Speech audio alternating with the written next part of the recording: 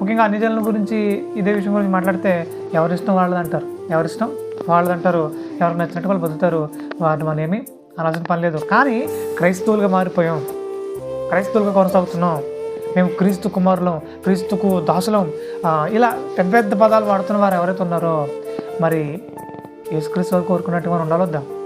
దేవుడు కోరుకున్నట్టుగా మనం ఉండాలి వద్దా? ఖచ్చితంగా ఉండాలి. మరి అలా ఉంటున్నామా? సత్యమును కూర్చుని అనుభవ జ్ఞానం గలవారై ప్రతి ఒక్కళ్ళు ఆయన రక్షణలోకి రావాలని కోరుతున్నాడు ఆయన.